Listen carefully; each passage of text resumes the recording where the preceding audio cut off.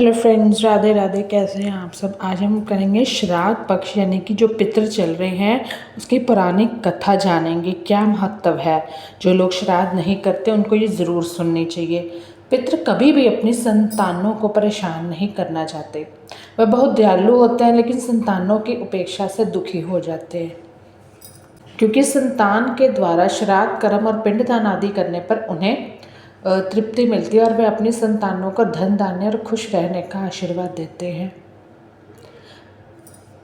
पितृ ये नहीं चाहते कि उनकी संतानें उनको तृप्त करने के लिए बहुत अच्छे कर्म करें। वे श्रद्धा भाव से किए गए श्राद्ध के खुशी के साथ स्वीकारते हैं।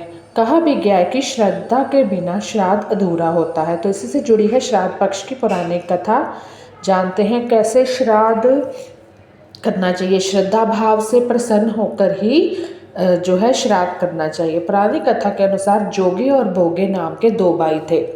दोनों अलग अलग घरों में रहा करते थे। जोगे के पास धन की कोई कमी नहीं थी, लेकिन भोगे निर्धन था। दोनों भाई एक दूसरे से बहुत प्रेम करते थे, लेकिन जोगे की पत्नी को धन का अभिमान था। तो वहीं भोगे की पत्नी सुशील और शांत स्वभाव की थी। तो मतलब इस तरह जा रहा है कि इस तरह थी। जब पितृपक्ष आने पर जोगे की पत्नी ने उससे पितरों का श्राद्ध करने के लिए कहा, तो जोगे इसे व्यर्थ का कार्य समझकर टालने की कोशिश की। लेकिन जोगे की पत्नी केवल अपनी शान दिखाने के लिए श्राद्ध का कार्यक्रम रखना चाहती थी, ताकि वे अपने मायके पक्ष के लोगों को बुलाकर दावत कर सके। जोगे की पत्नी से उसने कहा कि मुझे कोई परेशानी ना हो, इसलिए आप ऐसा कह रहे हो, लेकिन सत्य कहती हूँ मुझे उसमें कोई परेशानी नहीं है। मैं भोगे की पत्नी को बुला लूँगी, हम दोनों मिलकर सारा काम कर लेंगी।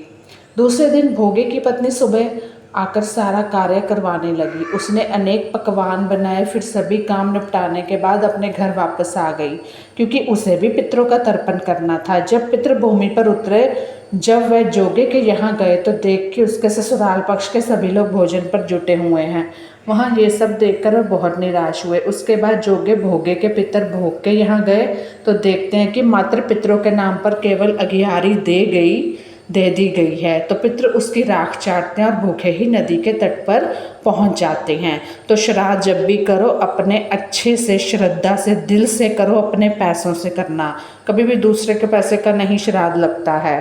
कुछ ही देर में सारे पितृ अपने अपने यहाँ का श्राद्ध ग्रहण करके इकट्ठे हो गए और बताने लगे कि उनकी संतानों ने किस किस तरह से उनके लिए श्राद्धों के पकवान बनाए। जोगे भोगे के पितरों ने भी अपना सारा कुछ बताया। तो उन्होंने सोचा कि अगर भोग निर्धन ना हो और श्राद्ध करने में मतलब भोगे निर्धन ना होता और श्राद्ध करने में समर्थ होता, तो शायद उन्हें भूखा वापस नहीं आना पड़ता, क्योंकि भोगे के घर में तो खाने के लिए भी 2 जून की रोटी नहीं थी। तो ये सारी बातें सोचकर पितरों को भोगे पर दया आ गई। अचानक से वह नाच नाच कर गाने लगे कि भोगे के घर धन हो जाए, भोगे के घर धन हो जाए। मतलब उन्होंने अपना आशीर्वाद दिया, क्योंकि कभी कभी इतनी बुरी हालत होती ही है कि हम कोई कार्य नहीं कर सकते। कार्यक्रम सांझ का समय ही हो चला था, लेकिन भोगे के घर में खाने को कुछ नहीं था। उसके बच्चे भूखे थे। बच्चों ने अपनी माँ से कहा कि भूख लगी है। तब उन्हें टालने के लिए गुस्से से गरज कर भोगे की पत्नी ने कहा कि जाओ, आंगन में औंधी रखी है, उसे जाकर खोल लो, उसमें से जो भी मिल जाए आपस में बांट कर खा लेना। बच्चे जब वहाँ जाकर होदी देखते हैं, तो वह दौड़े दौड़े माँ के पास जाकर कहते हैं कि माँ, होदी तो मोहरों से भरी पड़ी है। आंगन में आकर भोगे की पत्नी ने यह सब कुछ देखा तो उसका आश्चर्य का ठिकाना नहीं रहा। बस उसके बाद क्या था, इस तरह पितरों के आशीर्वाद से भोगे भी धन धान्य से परिपूर्ण हो जाता है। लेकिन वह इस बात का बिल्कुल अहंकार नहीं करता और अगले बरस पूरी श्रद्धा के साथ भोगे एवं उसकी पत्नी अपने पितरों का श्राद्ध करते हैं। भोगे की पत्नी पितरों के लिए 56 प्रकार के व्यंजन तैयार करती है। वे दोनों ब्राह्मणों को भोजन कराते हैं और अपने जेठ जेठानी को बुलाकर सम्मान के साथ सोने और चांदी के बर्तनों में भोजन कराते हैं। इससे उनके पितर बहुत प्रसन्न होते हैं। तो कैसी लगी कथा ज़रूर बताइएगा। धन्यवाद।